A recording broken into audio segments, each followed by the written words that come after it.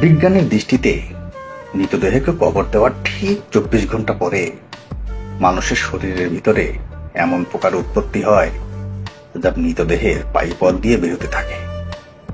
তৎসহ এমন দুর্গন্ধ ছড়ায় যা সহ্য করা অসম্ভব। আর এই দুর্গন্ধ পোকার সমগোত্রীয় পোকাদের নিমন্ত্রণ দেয়।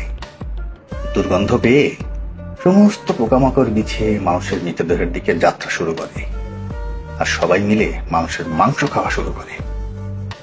কবরস্থ করার 3 দিন পরে সবচেয়ে প্রথমে নাকের অবস্থা খারাপ হতে শুরু করে এবং পচন ধরে যায়। 6 দিন পরে নখ খসে পড়তে থাকে। 9 দিন পরে চুল খসে পড়া শুরু হয়। মানুষের শরীরের সমস্ত লোম ঝরে পড়ে আর পেট ফোলা শুরু হয়ে যায়। 17 দিন পরে পেট ফেটে যায় আর শরীরের ভিতরের সমস্ত অংশ বাহিরে বেরিয়ে আসে। 60 দিন পরে মৃতদেহের শরীরে সমস্ত মাংস শেষ হয়ে যায়।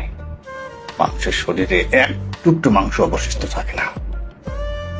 90 দিন পরে সমস্ত হাড় একে অপরের থেকে পৃথক হয়ে যায়। 1 বছর পরে মানুষের শরীরের সমস্ত হাড় মাটির সঙ্গে মিশে যায়। আর যে মানুষের মৃতদেহ কবরস্থ করা হয়েছিল তার সমস্ত অস্তিত্ব মুছে যায়।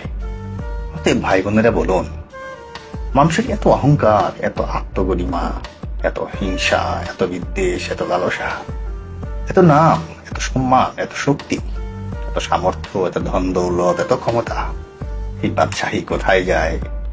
সবকিছুই মাটিতে মিশে যায়। মানুষের অস্তিত্ব বাকি আছে। মাটি থেকে সৃষ্টি, মাটিতেই মিশে যায়। অতএব আপনার কিভাবে চলা উচিত তা কি আর নতুন করে বলার দরকার আছে?